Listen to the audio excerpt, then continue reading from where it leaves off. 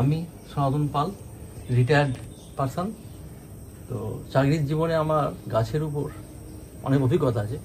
গাছটাকে খুব ভালোবাসতাম। নিজের জব ছাড়াও গাছের মেনটেন্স এবং গাছের বাগান এবং গাছের মালি তাদের সাথে ঘুরতাম।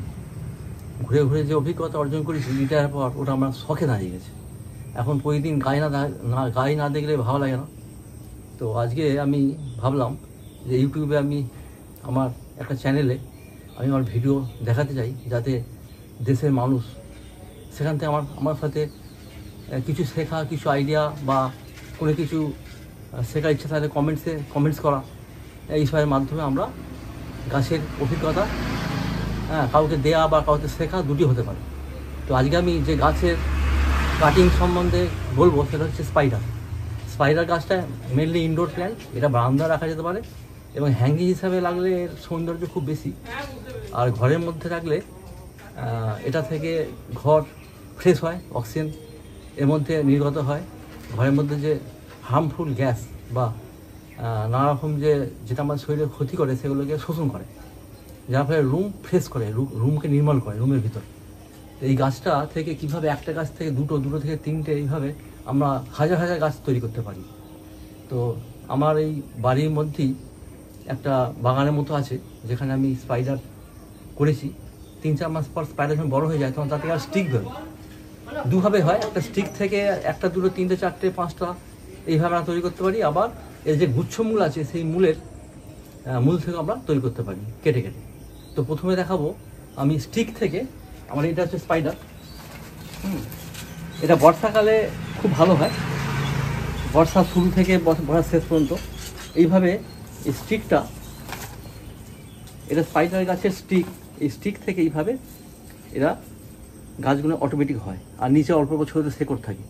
এটা যদি আমরা এইভাবে কেটে নিই, একটা কাটলাম, এটা কেটে আমি স্পটে যদি বালির মধ্যে দিই, তাহলে কম খরচে খুব বুদ্ধি দিয়ে গাছটা তৈরি করা যায়।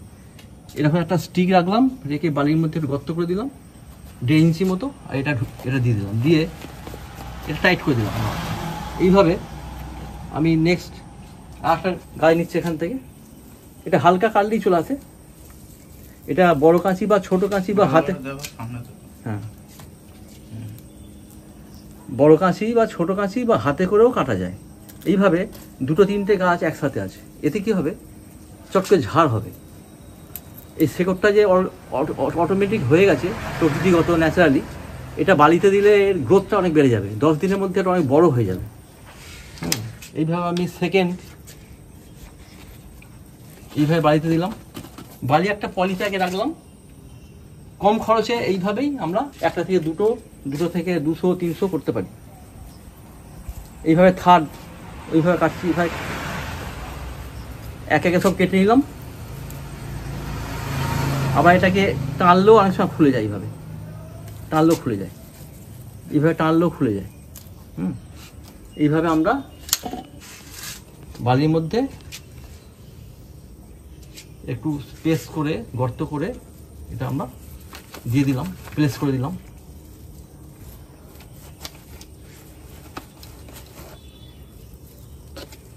মোটামুটি এখানে 8-10টা গাছ হয়ে গেল। একটা পলিব্যাগ এরকম সাইজের বড় পলিব্যাগ হলে আরও বেশি হবে। এই গাছগুলোর জল খুব কম লাগে, অল্প অল্প জল একটু স্প্রে করে দিলেই, চান করার মতো স্প্রে করে দিলেই হয়ে যায়।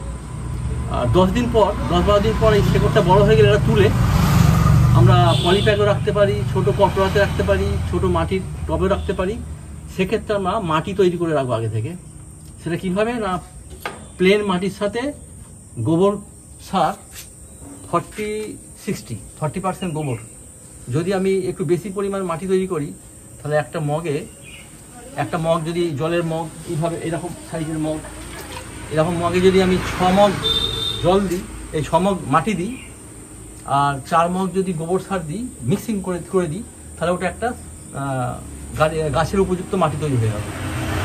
সেই মাটিটা মোটামুটি 1 মাস আগে করলে ভালো। সেটা ওয়েদারের সাথে একটু তার মধ্যে ছত্রাক যে আছে, একটু চুন ছড়িয়ে দিলে ছত্রাক ভরে যায় হালকা। সেই মাটিটা আমরা এরকমই কোনো পলিব্যাগে, এটা বড় আছে, ছোটো পলিব্যাগে রাখবো, বা কোনো কটরা বা কোনো ছোটো টব, 6 ইঞ্চি 4 ইঞ্চি টব পাওয়া যায়, সেই টবে রাখবো।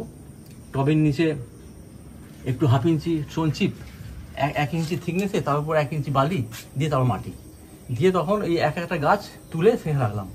রাখার পর যেটা যখন অনেক বড় মোটা হয়ে যাবে, তখন তা থেকে আমরা এইভাবে যখন হয়ে যাবে, তা থেকে আমরা আবার সেই গাছটাকে তুলে কেটে কেটে তার মধ্যে গুচ্ছমূল হয়ে যায়, বাল্ব টাইপের হয়ে যায়, সেগুলো আবার কেটে কেটে একটা থেকে আমি 10টা করতে পারি। ওইটা একটা প্রসেস। আর এইভাবে স্টিক থেকে একটা প্রসেস। তো বর্ষাকালে সাধারণত স্টিক প্রচুর বেরোয়। স্টিক থেকেই যদি আমরা করি, এরকম যদি আমার 10টা গাছ থাকে, একটা গাছে যদি আমি 15-20 টাকা করে করি, তাহলে 200 চারা হয়ে যায়।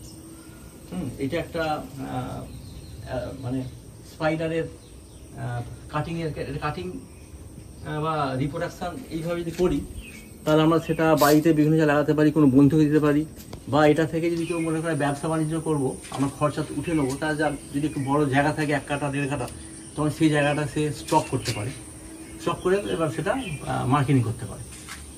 তো এই হচ্ছে আমার ভিডিও আজকে। এটা যদি ভালো লাগে অবশ্যই সাবস্ক্রাইব করবেন। সাবস্ক্রাইব করা মানেই আমাকে প্রেরণা দেওয়া, আমরা আরও নতুন নতুন ভিডিও তৈরি করতে প্রেরণা দেবে। আর যদি কোনো কিছু বলার থাকে কমেন্টস অবশ্যই জানাবেন। হ্যাঁ, নমস্কার, সবাই ভালো থাকবেন।